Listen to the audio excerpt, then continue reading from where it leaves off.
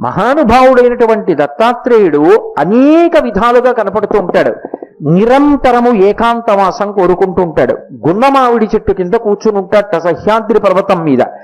ఇప్పటికీ ఆయనని నమ్ముకున్నటువంటి వాళ్ళ దగ్గరికి ఆయన వస్తారు అని ప్రఖ్యాతి. ఆయన గురించి చెప్పుకుంటుంటే సభలో ఏదో ఒక రూపంలో ప్రవేశిస్తారు అని చెప్తారు. దత్తాత్రేయుల వారి ఉపాసన పరమాద్భుతమైనటువంటి ఉపాసన. ఆయన ఎక్కువగా గురుతత్వంగా నిలబడతారు. యథార్థమునకు భగవంతుడు గొప్పవాడా గురువు గొప్పవాడా అంటే భగవంతుడి కన్నా గురువే గొప్పవాడు. ఎందుచేత అంటే గురువు జ్ఞానమిస్తాడు. మళ్ళీ ఇక పుట్టవలసిన అవసరం లేని స్థితికి గురువు పైకెత్తుతాడు. అంటే దాని ఉద్దేశం గురువు కోర్కెలు తీర్చలేడు అని కాదు. కోర్కెల కన్నా చాలా గొప్ప విషయం ఏమిటి అంటే జ్ఞానం ఇవ్వడం. దానికి అడగక్కర్లేదు, సిద్ధంగా ఉంటాడు ఆయన. అలా కూర్చునేటటువంటి గురువు దగ్గర జ్ఞానాన్ని పొందడం అన్నిటికన్నా గొప్ప విశేషం. మహానుభావుడైనటువంటి దత్తాత్రేయ స్వామి వారు గురుస్వరూపంలో కూర్చుని ఉంటారు. అందుకే ఆయన జ్ఞానప్రదాత. మిగిలినటువంటి అవతారాలకి దత్తాత్రేయ స్వామి వారి అవతారానికి ఒక గొప్ప భేదం కనపడుతుంది. మిగిలినటువంటి అవతారాలలో సంప్రదాయ సిద్ధంగా ఎక్కడో ఏదో పైన ఒక గురువు కనపడతారు. ఒకవేళ అలా గురువు కనపడకపోయినా ఆయన తనంత తానుగా ఒకరికి నమస్కరించడమో ఏదో ఉంటుంది. రామచంద్రమూర్తి ఉన్నారు, వశిష్ఠ విశ్వామిత్రులకు నమస్కరిస్తారు. కృష్ణ భగవానుడు ఉన్నాడు, సాందీపని మహర్షికి నమస్కరిస్తాడు. పరదేవత ఉన్నది, పరమేశ్వరుడికి నమస్కారం చేస్తుంది. సుబ్రహ్మణ్యుడు ఉన్నాడు, తండ్రికి నమస్కారం చేస్తాడు. ఎవరో ఒకరిని గురువు అని చెప్పడానికి అవకాశం ఉంటుంది. కానీ ఒక్క దత్తాత్రేయుల వారి విషయంలో మాత్రం ఒక పరమాద్భుతమైనటువంటి విషయం.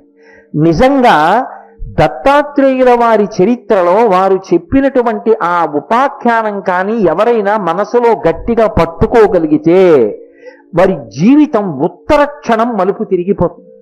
అసలు అంత అద్భుతమైన విషయాన్ని ఒక్క దత్తాత్రేయుల వారి చరిత్రలో తప్ప వేరొక చోట ఆవిష్కరించబడలేదు అని నాకు అనిపిస్తుంది. ఒకప్పుడు వారు అవధూత సంప్రదాయంలో నేల మీద దిగంబరుడై పడున్నారు. ఆయన ఒక అరణ్యంలో నేల మీద పడుకుని ఉన్నారు.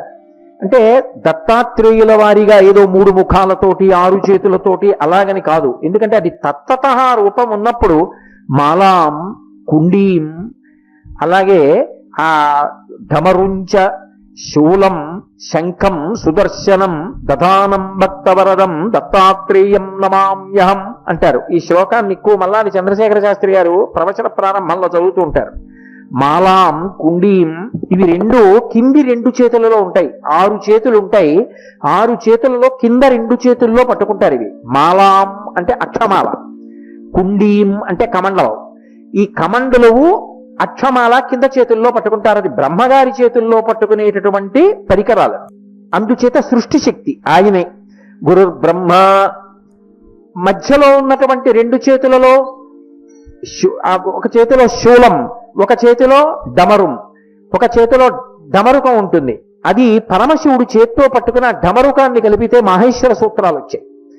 అలాగే ఒక చేతిలో త్రిశూలం ఉంటుంది. ఆయన త్రిగుణాతీతుడు. త్రైగుణ్యం శూలమేత శ్యాపరసు సత్యనిష్టత అని లింగపురాణం.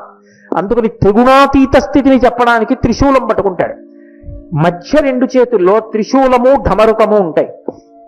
ఆ పై 2 చేతులలో శ్రీ మహావిష్ణువు పట్టుకునేటటువంటి శంఖము చక్రము ఉంటాయి. ముందుకి విష్ణుతత్వంతో కూడిన తల చూస్తూ ఉంటుంది. మిగిలిన 2 తలలు వెనక్కి ఉంటాయి. అలా 3 తలలతో ఉంటాడు. కాళ్ళు మాత్రం 2 కాళ్లతోటే నిలబడి ఉంటాడు. మీరు చాలా జాగ్రత్తగా గమనిస్తే గులాబీ రేకులు ఎలా ఉంటాయో అంత కోమలంగా, అంత ఎర్రగా ఉంటాయి ఆయన పాదాలు. అసలు గోళ్లలోంచి కాంతులు ఈనుతూ ఉంటాయి. అంత అందంగా ఉంటుంది ఆ స్వరూపం. పరమ ప్రసన్నంగా చిరునవ్వు నవ్వుతూ ఉంటాడు. అలవోకగా ఒక చేతిని ఇలా ఒక ఆవు మీద చేర్చి ఉంటాడు. ఆ ఆవు సమస్తమైనటువంటి భూమండలానికి అది సంకేతము. లేదా దానిని వృషభంగా సంకేతించినప్పుడు సమస్తమైన ధర్మానికి అది సంకేతము. చుట్టూ 4 కుక్కలు ఉంటాయి. అవధూత సంప్రదాయం అని ఒకటి, వేదములు ఆయనని అనుగమిస్తూ ఉంటాయి. కాబట్టి పైకి తత్వతః చూసినప్పుడు అలా కనపడతారు. ఆ రూపం వేరు. అలా కనపడలేదు. ఒకప్పుడు యదు మహారాజు గారు వెళ్ళిపోతున్నాడు. వెళ్ళిపోతుంటే అరణ్యంలో అకస్మాత్తుగా ఆయనకు ఒక వ్యక్తి నేల మీద పడి కనపడ్డాడు. ఎవరు ఈయన అని దగ్గరికి వెళ్ళి చూశాడు. పెడితే దిగంబరంగా ఉన్నాడు ఒక వ్యక్తి. ఒళ్ళంతా ధూళి కొట్టుకుపోయింది. ముఖము సహస్ర సూర్యుల పగిది వెలిగిపోతోంది. ఆయన పడుకుని ఉన్నాడు. ఈగలు ముఖం మీద, నోట్లోను, ముక్కులు యొక్క రంధ్రాల్లో, చెవుల్లో ముసురుకుంటున్నాయి. ఆయన కనీసం తోలుకోవట్లేదు, అలా పడుకుని ఉన్నాడు. యదు మహారాజు తెల్లబోయాడు. ఏమిరా, చూస్తే ఇంతటి తేజోమూర్తి, మనిషికా ఏ కోరిక లేదు, కనీసం తిందామన్న ఆశ లేదు, ఇంద్రియముల యొక్క అలజడి లేదు, ముఖంలో చూస్తే పరమ ప్రశాంతత, పడినటువంటి తీరు చూస్తే ఇలా ఉన్నాడు. ఇదేమిటి ఇలా ఉన్నాడు అనుకున్నారు. అది దత్తాత్రేయుల వారు అలా పడుకున్నది, అవధూతగా పడుకుని ఉన్నారు. ఆయన వెళ్ళి పాదములు పట్టి నమస్కారం చేశారు. చేసి, హే భగవన్, మీ ముఖం చూస్తే కోటి సూర్యుల పగిది వెలిగిపోతోంది, అంత తృప్తితో ఉన్నారు, మీలో ఇంద్రియముల అలజడి కనపట్టం లేదు, ఆహార సముపార్జనం చేద్దామన్న కోరిక లేదు, ఒంటి మీద బట్ట లేదు, ధూళిధూసరభూరితమై ఉన్నారు, ఇలా అరణ్యంలో పడి ఉన్నారు. మీరు ఇంత ప్రశాంతతని ఎలా పొందగలిగారు? ఇన్ని ఉన్న నేను ప్రశాంతత కోసం పరుగులు తీస్తున్నాను, మీరు అరణ్యంలో పడుకుని ఇంత ప్రశాంతంగా ఉన్నారు. దీని చేత ఈ ప్రశాంతతని సాధించగలిగారు? ఎవరి దగ్గర మీరు ఈ విషయాలు తెలుసుకోగలిగారు? ఎందువల్ల ఇవన్నీ మీకు అనుష్ఠాన పర్యంతంలోకి వచ్చి ఈ స్థితిని పొందగలిగారు? నాకు చెప్పవలసింది అని అడిగారు. అనుగ్రహించారు ఆయన. ఆయన దత్తాత్రేయుల వారు చాలా పరీక్ష పెడుతుంటారు, అంత తొందరగా నోరు విప్పరు. అద్దెబ్బే నేనంతటి వాడిని అంటారు. ఇంకా వెళ్ళలేదనుకోండి, వచ్చినవాడు చేతిలో మధుపాత్ర పట్టుకుని కనపడతారు. చూసావా తాగుబోతుని, నేను నీకేం వేదాంతం చెప్తానంటారు. ఇంకా వెళ్ళలేదనుకోండి, లక్ష్మీదేవిని సామాన్య స్త్రీగా మార్చి ఆమెని తల మీద కూర్చోపెట్టుకుని ఆవిడితో చూడడానికి ఎబ్బెట్టుగా ఉన్నట్టుగా కనపడడానికి ప్రయత్నిస్తారు. ఇంకా కొంతమంది ఆయన శిష్యులు ఆయన్ని విడిచిపెట్టి వెళ్ళలేదు. వెళ్ళకపోతే వాళ్ళందరి ముందే ఆమెతో కలిసి ఏదో సంభోగ ప్రక్రియ ప్రారంభం చేసినట్లుగా ఆయన కనపడ్డారు. కనపడితే వాళ్ళు తెల్లబోయి, ఇట్లాంటి వాణ్ణి మనం అనుగమిస్తున్నామని వాళ్ళందరూ వెళ్ళిపోయారు. ఆయన పరమ ప్రశాంతంగా కూర్చున్నారు. ఆయనకి ఏకాంతం కావాలి. మీరు ఎప్పుడైనా చూడండి, నా చుట్టూ జనం కావాలి, నా చుట్టూ జనం కావాలి, మా ఇంటికి ఎప్పుడు జనం వస్తూ ఉండాలి, నాకు అస్తమానం ఫోన్లు వస్తూ ఉండాలి, నేను ఎప్పుడు ఏదో పెద్ద దానికి ఏదో చిత్రమైన మాట ఒకటి ఉంటుంది, సెలబ్రిటీ అనిపించుకోవాలి అన్న కోరికే నిజమైనటువంటి భాగవతోత్తముల యందు ఉండదు. వాళ్ళు ఎంత ఏకాంతంగా ఉందామా అని కోరుకుంటారు. ఎందుకని అంటే ఆ ఏకాంతంగా ఉండడంలో మనస్సు ఎప్పుడు ఆ భగవంతుణ్ణి పట్టుకుని ఆ స్మరణలు వస్తుంటే వాటి గురించి ఆలోచిస్తూ సంతోషపడిపోతూ, ఏదో మధుర పదార్థాన్ని తినేస్తే అది త్రేణి పుస్తే ఎలా ఉంటుందో అలా భగవంతుడి గురించి ఆలోచిస్తూ పరవశించిపోతూ జపం చేసుకుంటూ ధ్యానం చేసుకుంటూ కూర్చోవాలని ఉంటుంది. ఏకాంతాన్ని అపేక్షిస్తారు. అందుకే దానికి భంగంగా చుట్టూ చేరిపోయినటువంటి వాళ్ళ పట్ల నిరాసక్తత. వాళ్ళని తొలగతొయ్యాలంటే ఇలా ఉన్నాడు, ఈయనేం చెప్తాడు అని వాళ్ళే వెళ్ళిపోయేటట్టు చెయ్యాలి. అందుకని అలా కనపడుతూ ఉంటారు. బాగా పరీక్ష పెట్టిన తర్వాత, స్వామి మీరు ఇలా ఎందుకు పరీక్షలు పెడతారో మాకు తెలుసు అని ఊంచుకున్న వాడెవరో వాణ్ణి దగ్గరికి తీస్తారు. ఆ గురువు దగ్గరికి చేరడం అంత తేలికైన విషయం ఏం కాదు. ఆ గురువు గారి అనుగ్రహం పొంది దత్తాత్రేయుల వారి అనుగ్రహం పొందడం అంటే అంత విశేషం. అంత పరీక్ష పెడుతుంటాడు ఆయన. ఒక్కొక్కసారి శిష్యుని యొక్క ఆర్తి చూశాడా, ఏ పరీక్ష ఉండదు, కౌగిటిలోకి చేర్చుకుంటాడు. అలర్కుణ్ణి చేర్చుకున్నాడు అలాగా. అదే కార్తవీర్యార్జునుడు వస్తే ఎన్ని పరీక్షలు పెట్టాడు. అన్ని పరీక్షలు పెట్టి ఉన్న చేతులు కూడా మాడిపోయాయి, అప్పుడు దర్శనం ఇచ్చాడు. కాబట్టి అంత పరీక్షిస్తుంటాడు. అందుకని అవధూతగా పడుకున్నాడు. మళ్ళీ వెనక్కి రండి, యదుమహారాజు గారికి దర్శనం ఇచ్చాడు. ఈ ప్రశ్నలన్నీ యదుమహారాజు గారు వేశాడు. వేసిన తరువాత అవధూత ఒక మాట చెప్పాడు. నేను ఇంత నిర్మలంగా ఇంత ప్రశాంతంగా ఉండగలిగాను అంటే నాకు 24 మంది గురువులు ఉన్నారు. నిజం చెప్పకపోవడమే, ఇంకొకడు కూడా ఉన్నాడు. 25 అనుకో, ప్రస్తుత మాత్రం నాకు 24 మంది అనుకో. 24 మంది గురువులు ఉన్నారు. ఇందులో 24 మంది గురువులు అనడానికి కారణం వాళ్ళకి నేను నమస్కరించగలను నా శరీరంతో. 25వ గురువుకి నేను శరీరంతో నమస్కరించడం కుదరదు. ఎందుకని? నా శరీరమే నా గురువు అన్నారు ఆఖరణ. ఇది కూడా నాకు గురువు, కానీ గురువు గారికి నమస్కారం ఎలా? శరీరం ఇది అయినప్పుడు దీనికి ఈ చేతులతో మళ్ళీ ఎలా పెట్టను నమస్కారం? అందుకని నమస్కారాన్ని పెట్టడానికి యోగ్యం కాబట్టి 24 మందిని గురువులుగా చెప్తున్నానండి.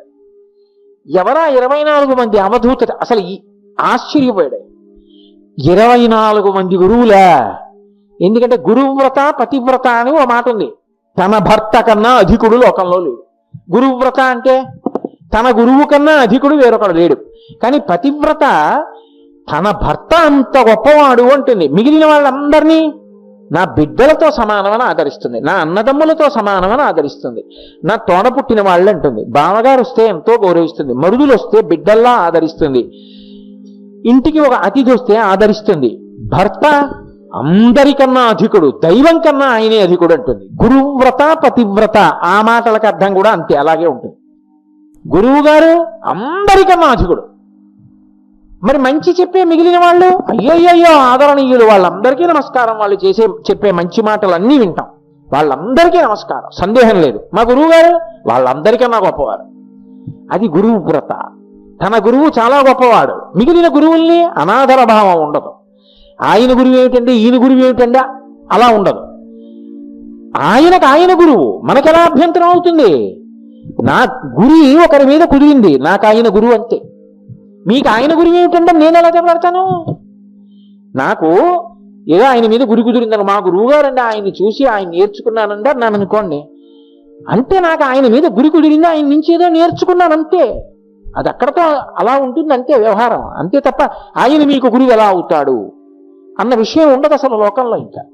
కాబట్టి గురువు, గురువ్రత, అలాగే ఏంటి గురువ్రత, అలాగే పతివ్రత.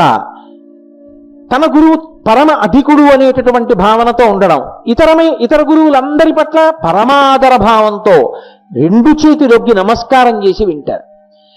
ఇది నాకు 24 మంది గురువులు ఉన్నారు. 24 మంది గురువులా? ఒక్కసారి వాళ్ళ పేరు చెప్పండి పోని వింటానన్నాడు యదు మహారాజు గారు. అంటే ఆయన చెప్పాడు, పృథిర్వాయురాకాశ మాపోగ్ని చంద్రమా రవి. అక్కడికి 7. పృథివీ అంటే భూమి, ఇది నాకు గురువు. ఓ ఆకాశము అదొక గురువు. ఎక్కడైనా విన్నారా మీరు? మీ గురువు గారు ఎవరంటే పేరు చెప్పిన వాళ్ళు ఉంటారు. దత్తాత్రేయుల వారు 24 మందిని చెప్పారు అవధూతగా. అందులో మొదటి గురువు ఎవరు? భూమి అన్నారు. ఓ నీకు గురి కుదిరింది, ఈ భూమి గురువు. అలాగా. రెండో వారు పృథిర్వాయు, వాయువు నాకు గురువు. 3 ఆకాశం. 4 పృథిర్వాయురాకాశ మా అప్ నీళ్లు. అలాగే అగ్ని, చంద్రుడు, రవి, సూర్యుడు. వీళ్ళు 7 గురువులు. అలాగే కపోతోజ గర్ర సింధు, వాళ్ళ కపోతము అంటే పావురము, పావురము నాకు ఒక గురువు. 8 అజగరము అంటే కొండ చిలవ, అదొకటి నాకు గురువు. 9 సింధు సముద్రం, అది నాకు గురువు. బాగుంది. పతంగము అంటే దీపపు పురుగు, మిడత నాకు ఒక గురువు. మీరు లెక్కటండి 11. పతంగో మధుకృత్ అంటే ఆ తేనె తయారు చేసేటటువంటిది, లేదా తేనెని తీసుకొచ్చి సంగ్రహించేటటువంటిది. పువ్వులలో తీసేది తేనెటీగ అనుకోండి, తేనెటీగ, తుమ్మెద, ఇవన్నీ పర్యాయ పదాలు.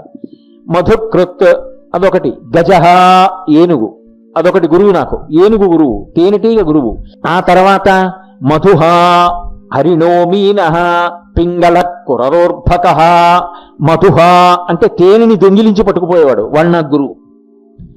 హరిణో లేడి, అది నాకు గురువు. మధుహ హరిణో. అలాగే మీనః చాప, అది నాకు గురువు. సరే, మధుహ హరిణో మీనః పింగళ అనబడేటటువంటి ఒక వేశ్య, ఆమె నాకు గురువు. పింగళ కురరోర్భక. కురరము అంటే లకుముకి పిట్ట. చేపలు మాంసం తింటూ ఉంటుంది, చిన్న పెట్టు ఉంటుంది, ఆ మాంసపు ముక్కలు ఎత్తుకెడుతూ ఉంటుంది, నీళ్లలో చాలా అందంగా చేపను ఎత్తుకుపోతుంది అది. ఆ లకుముకి పిట్ట అదొకటి నాకు గురువు. ఓ పింగళ కురరోర్భక. అర్భకుడు అంటే చిన్న పిల్లవాడు ఎవరుంటాడో వాళ్ళందరూ మా గురువులే. అర్భక. బాగుంది. ఇంకెవరు? కుమారి అంటే పెళ్లి కాని పిల్ల ఒకప్పుడు నాకు కనపడింది, ఆ పిల్ల కూడా నాకు గురువే. కుమారి. శరకృత్, బాణములు తయారు చేసేవాడు నాకు కనపడ్డాడు ఒకప్పుడు, వాడు నాకు గురువు. వాడనకూడదు, వారు నాకు గురువు. బాణములు తయారు చేసినటువంటి వ్యక్తి నాకు గురువు. శరకృత్త సర్ప, పావు నాకు గురువు. ఊర్ణనాభి, సాలెపురుగు నాకు గురువు.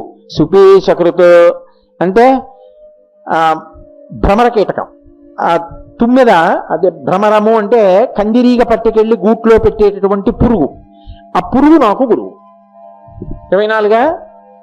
24 మంది నాకు గురువులు. 24 మంది గురువులా? వీళ్ళందరూ గురువులా? ఏం చెప్పారు? పృథివీ ఎలా చెప్పింది, వాయువు ఎలా చెప్పింది, ఆకాశం ఎలా చెప్పింది, జలం ఎలా చెప్పింది, అగ్ని ఎలా చెప్పింది, సూర్యుడు ఎలా చెప్పాడు, చంద్రుడు ఎలా చెప్పాడు, ఎలా వీళ్ళందరూ గురువులు అయ్యారు, ఎలా సేవించారు? అనుమానం వస్తుంది కదా. మరి ఆయన అన్నాడు, నేను వాళ్ళ దగ్గర ఉత్తమమైన పాఠాలు నేర్చుకున్నాను, అందుకే వాళ్ళు నాకు గురుస్థానీయులయ్యారు. గురువుగా సంభావన చేసి నమస్కరిస్తాను.